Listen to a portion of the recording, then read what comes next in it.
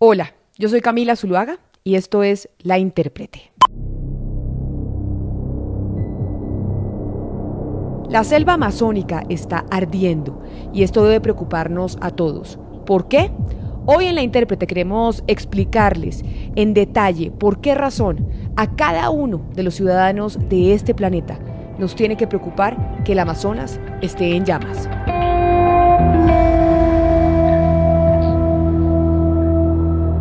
Bienvenidos.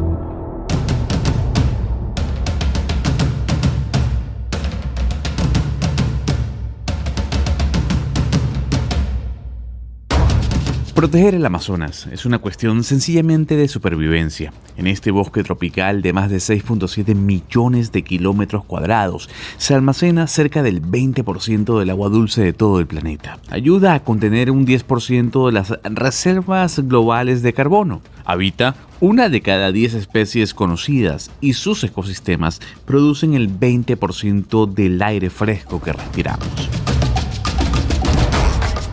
Destruir su equilibrio climático significaría un punto de no retorno. La importancia del Amazonas es capital, pero su cuidado es muy complejo. ¿Por qué? Porque el Amazonas tiene una frontera que atraviesa 8 países de 11.000 kilómetros, casi 4 veces más larga que la frontera entre Estados Unidos y México. Por esa razón es que en los últimos años ha cogido mucha fuerza la idea de que el tema del Amazonas es una cuestión del planeta entero, es una cuestión mundial. Cuidar un bosque tropical que es más grande que la mitad del continente europeo es una tarea que desborda la capacidad de un gobierno. Camila, y lo que ha ocurrido es que un aumento extraordinario en la cantidad de incendios en los últimos meses provocó la alerta de diferentes organizaciones y científicos. Sus gritos fueron oídos y se generó una bola de nieve mediática a nivel mundial. La Amazonía de Brasil arde. Según el Instituto Nacional de Investigaciones Especiales de ese país, se han producido en lo que va de año hasta el 15 de agosto 33.000 incendios forestales, un 60% más frente a la media de los últimos 3 años. Las áreas de la selva destruidas en el mes de junio fueron un 80% más que en el mismo mes del año 2018. Y el aumento de la deforestación el mes pasado fue del 270% frente a julio del año 2018. Sin embargo, había cierta confusión porque ningún gran medio de comunicación había mostrado información fehaciente. De hecho, el primero en hacerlo y a profundidad fue el New York Times, que publicó un reportaje de la periodista brasilera Manuela Andreoni, a quien consultamos, y esto fue lo que nos contó. Lo que pasa es que el número de incendios hubo un aumento muy fuerte. Eso no es una época en que la floresta debería tener este problema, porque hace unos 2 años nosotros tuvimos el fenómeno El Niño, que dejó la floresta muy seca, entonces es natural que haga más incendios. Pero ahora no se pasa eso. Lo que pasa es que hay un problema de deforestación, que los productores, la gente que vende madera, está cortando los árboles y después de cortar queman la tierra para poder usar para ganadería y otras cosas. Entonces sí, tuvimos un aumento muy grande y eso se puede ver por los satélites del Instituto Espacial de Brasil, un aumento de casi 80%, que no se veía hace casi 10 años. La situación ya era lo suficientemente preocupante y creció en el momento en que, con fotos de incendios de dimensiones bíblicas,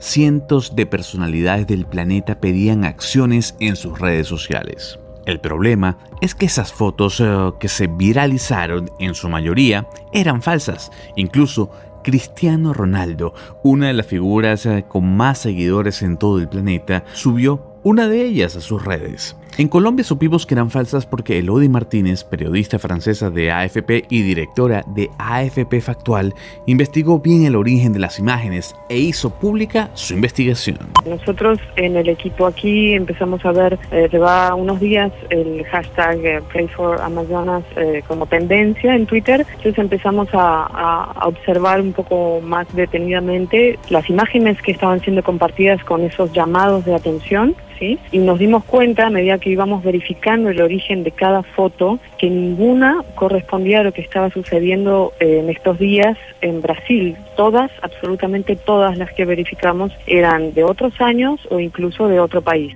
Y aunque es cierto que se volvieron virales imágenes falsas y que casi nadie lo advirtió, esto no significa que la pérdida del bosque amazónico no sea un tema real, pero además muy crítico.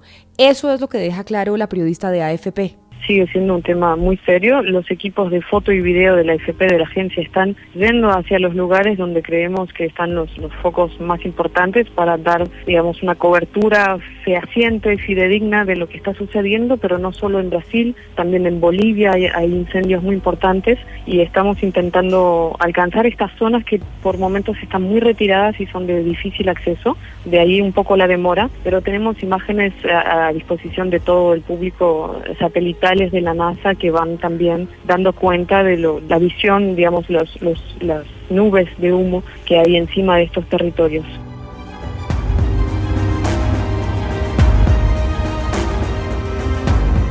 Esto sumado al divorcio del presidente Bolsonaro y las ONGs brasileras que cuidan y estudian el Amazonas es un punto fundamental en esta historia.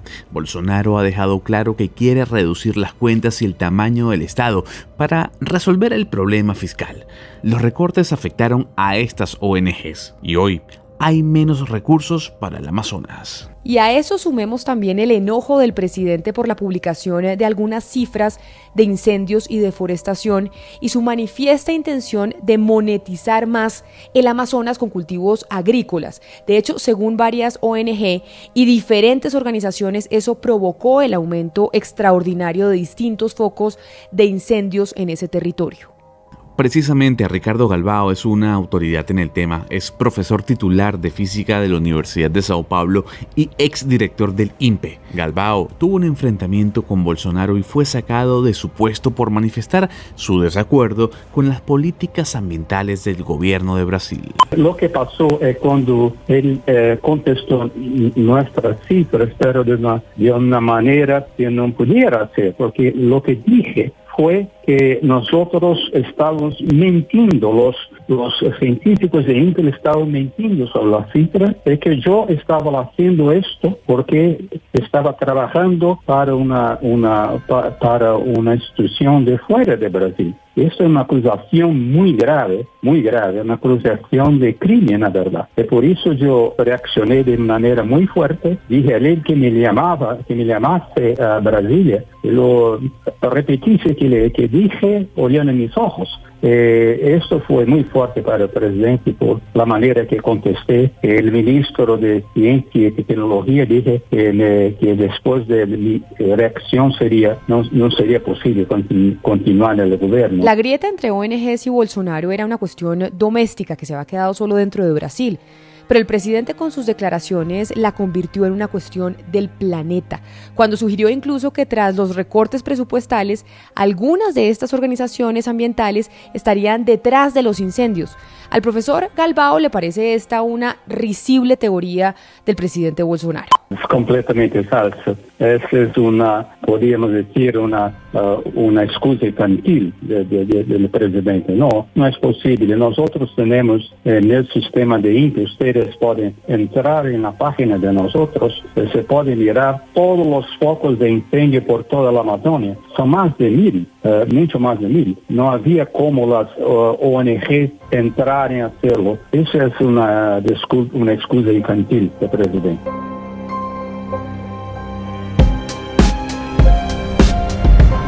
La evidencia es abrumadora. Hay informes serios y fotos satelitales. A Bolsonaro le queda muy difícil negar una realidad que se le estalla en las manos. Pero podría ser un desacierto poner la lupa exclusivamente en Brasil y asumir que es el único gobierno responsable de la situación. En la Amazonía de Bolivia, Perú y por supuesto Colombia también hay incendios y deforestación. Y no solo eso, están detrás los ganaderos. Hay otros actores. Fabiano López da Silva, director ejecutivo de la ONG Victoria Amazónica, nos cuenta por qué. La realidad de la Amazonía, del bioma Amazonia, es integrado en todos los países, especialmente en Colombia y Perú y Brasil, en la frontera de estos países.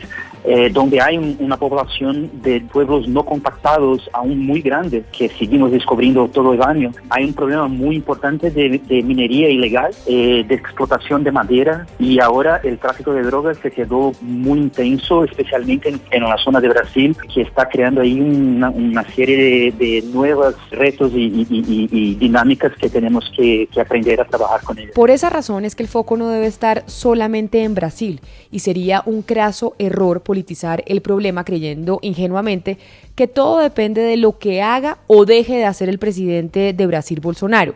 La deforestación en el Amazonas a gran escala empezó en los años 70 y hay muchos actores que están involucrados en esa deforestación. Acá los nombres y los políticos son secundarios. Aquí lo que tenemos que hacer es resolver una crisis que pueda desatar un punto de no retorno en el equilibrio climático del planeta. Yolanda González, la directora del IDEAM en Colombia, aterriza la gravedad de esta situación.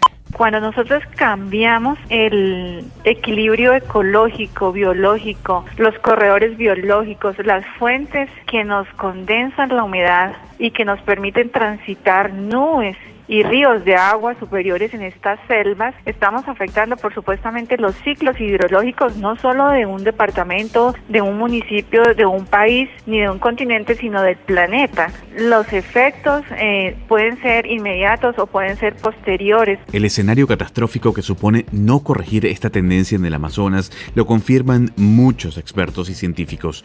Uno de ellos es la colombiana Adriana Bueno, directora de la Fundación Hábitat Sur. Esto es una emergencia climática, ecológica y ambiental sin precedentes. Es muy grave lo que está ocurriendo, la extensión de los incendios y la extensión de los daños que está ocurriendo sobre el bioma amazónico. Creo que todavía es incalculable. No sabemos además hasta cuándo va a seguir esto ocurriendo porque los incendios siguen y no se han tomado todavía medidas efectivas para detenerlos. Entonces, realmente los efectos de lo que va a ocurrir y de lo que está ocurriendo todavía no podemos tener con certeza qué es lo que está pasando, pero sin embargo ya podemos decir que la afectación a las poblaciones animales, que la afectación a la fauna y a la flora de la región y a las comunidades indígenas que habitan estos territorios, pues es una crisis climática y ecológica sin precedentes. Ante la avalancha de información y opiniones, entre las voces autorizadas hay una propuesta común y aceptada,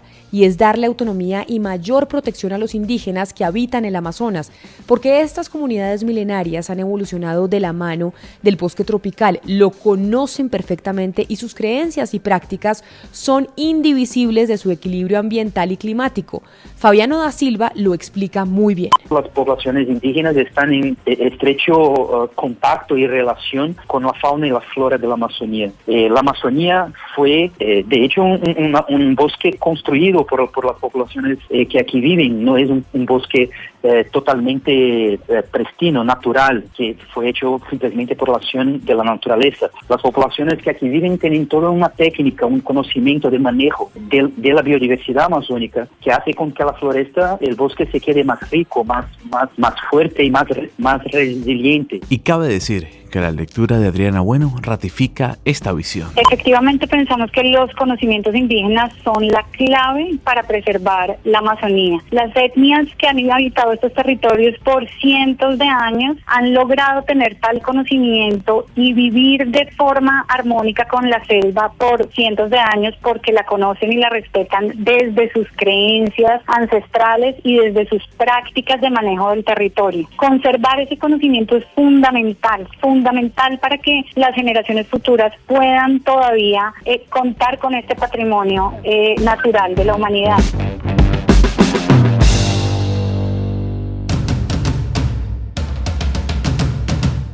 Y después, así, de todos los testimonios que acabamos de escuchar hoy en La Intérprete, hablando de la situación tan delicada del Amazonas, creo que es bastante claro para todos los ciudadanos por qué razón somos responsables y tenemos que hacer algo para frenar lo que está pasando en esa selva latinoamericana. ¿Por qué razón? Porque es el pulmón del planeta y todos tenemos una responsabilidad, la de exigirle a nuestros políticos, a los políticos de cada uno de nuestros territorios, que hagan algo y que lleguen a un acuerdo para salvaguardar el pulmón de nuestra tierra. Hasta aquí llegamos hoy en La Intérprete. A ustedes 1000 gracias por escucharnos y recuerden que si les gustó este podcast pueden compartirlo con sus amigos. Nos escuchamos en una próxima oportunidad.